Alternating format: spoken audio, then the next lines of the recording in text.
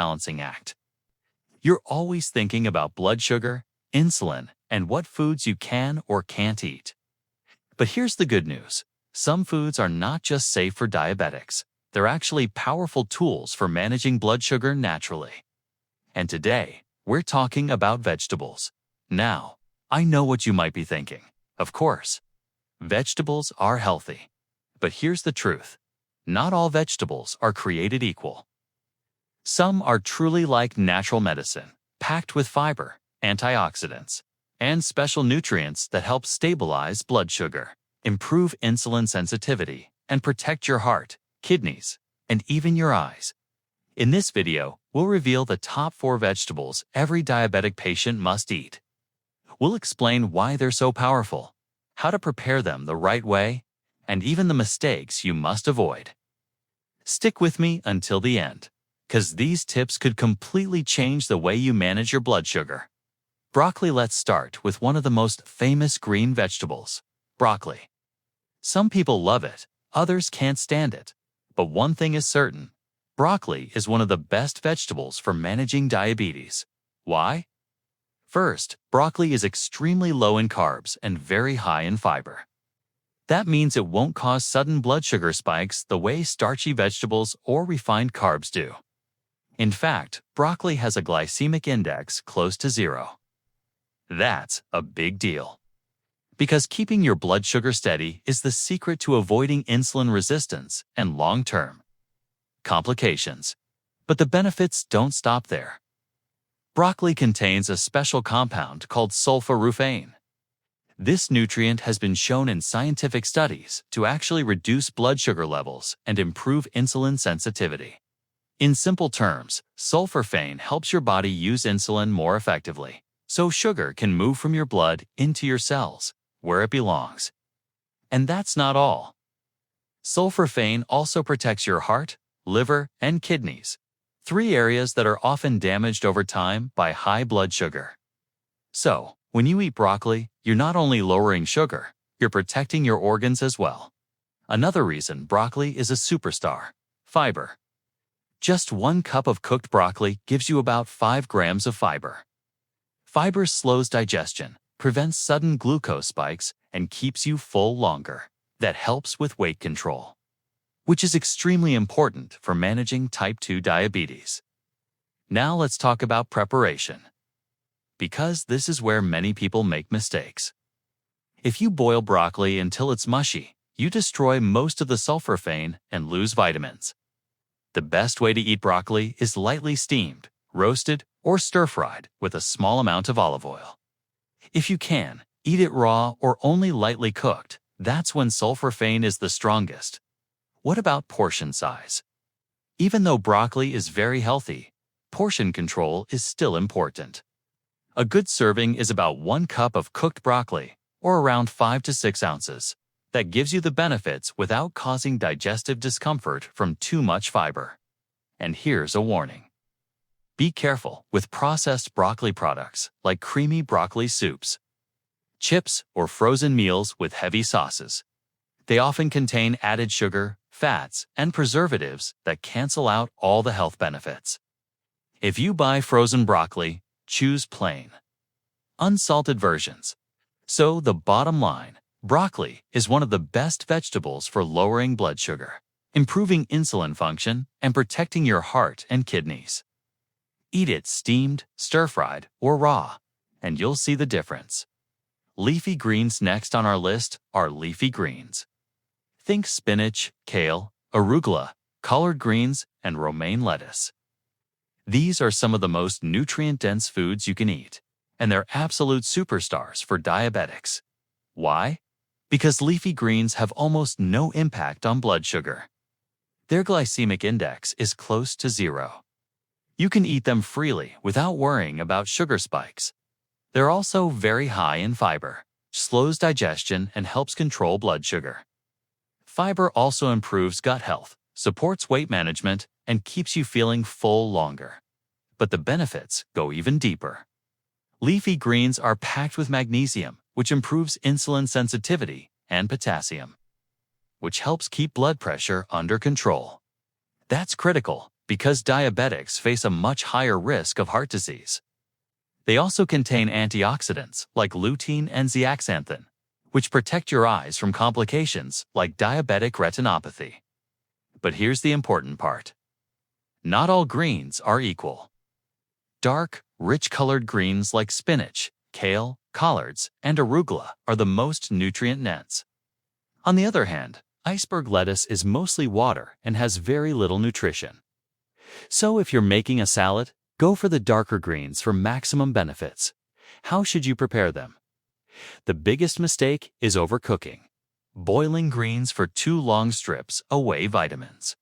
Instead, lightly steam them, saute them in olive oil, or eat them raw. And be careful with store-bought dressings. Many contain hidden sugar and unhealthy fats. The best choice is simple homemade dressings with olive oil, lemon juice, or vinegar. Portion size? 1 to 2 cups of raw greens, or about half a cup cooked, is a great daily amount. And here's something amazing. Studies suggest that eating leafy greens daily can even reduce your risk of developing type 2 diabetes, thanks to their antioxidant power. So the bottom line, leafy greens are a must for every diabetic. They help stabilize blood sugar, protect your heart, improve eye health, and even strengthen digestion. Sweet potatoes. Now let's move on to a vegetable that sparks a lot of debate. Sweet potatoes. Are they good or bad for diabetes? The truth is, sweet potatoes can be a powerful tool for managing blood sugar if you eat them the right way. Compared to regular white potatoes, sweet potatoes have more fiber, more antioxidants, and a lower glycemic index. That means they don't spike blood sugar as quickly. But, and this is important, the way you cook them makes all the difference. If you boil sweet potatoes, their glycemic index is around 44 to 50, which is low. That means sugar enters your bloodstream slowly, keeping your blood sugar stable. But if you bake, roast, or fry them, the GI can shoot up to 80 or more. Almost as bad as white potatoes. So if you want to eat sweet potatoes, the best way is to boil them and eat them with the skin on. The skin is full of fiber, which slows digestion and further reduces glucose spikes. Sweet potatoes also provide beta-carotene, which supports eye health, magnesium, which helps your muscles and insulin function, and potassium, which supports your heart and lowers blood pressure. Now let's talk about portion control. Even though they're healthier than regular potatoes, sweet potatoes still contain carbs. A safe serving size for diabetics is about half a cup of cooked sweet potato, or 3.5 ounces. That way you get the benefits without overloading on sugar. Be careful with processed sweet potato products like fries, chips, or sugary casseroles. They often contain added fats and sugars that turn a healthy food into a blood sugar disaster. So, the bottom line? Yes, diabetics can enjoy sweet potatoes. But the key is portion control and preparation. Boil them, eat them with the skin, and avoid processed versions. Brussels sprouts finally. Let's talk about Brussels sprouts. Some people love them, others hate them. But for diabetics, these little green vegetables are extremely powerful. Brussels sprouts are low in carbs, high in fiber, and have a glycemic index close to 0. 1 cup of cooked Brussels sprouts has only 8 grams of carbs, and almost half of that is fiber. That means they won't spike your blood sugar and will keep you full for hours. But what really makes Brussels sprouts special is that they contain alpha-lipoic acid. This compound improves insulin sensitivity and helps your body process glucose more effectively. Over time, that can actually help lower blood sugar levels. They're also packed with vitamin C, vitamin K, and antioxidants that protect your cells from damage caused by high blood sugar. They reduce inflammation, support your immune system, and even protect your heart by lowering cholesterol and blood pressure. The key, again, is preparation. The worst way to cook Brussels sprouts is boiling them until they're mushy. Not only does that ruin the taste, it destroys nutrients. The best methods are roasting, sautéing, or light steaming. Roasting them with olive oil and garlic brings out a natural sweetness. Adding lemon juice or balsamic vinegar makes them even healthier and tastier. The right portion size is about 1 cup of cooked processed sprouts or 5 to 6 ounces. Too much fiber at once can cause bloating. So stick to moderate servings.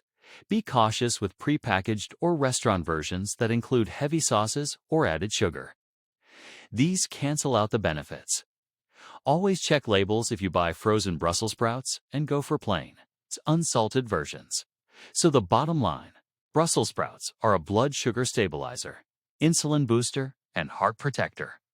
Cook them the right way. They'll be one of the best vegetables you can add to your diet. Final thought. Managing diabetes isn't about giving up the foods you love.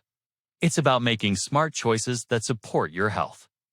And vegetables are some of the smartest choices you can make. Broccoli, leafy greens, sweet potatoes, and Brussels sprouts are 4 of the best vegetables for lowering blood sugar, improving insulin sensitivity, and protecting your heart, kidneys, and eyes.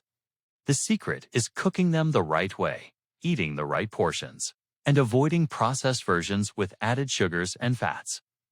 If you make these vegetables a regular part of your meals, you'll not only stabilize blood sugar, you'll feel more energetic, protect your organs, and live a healthier life.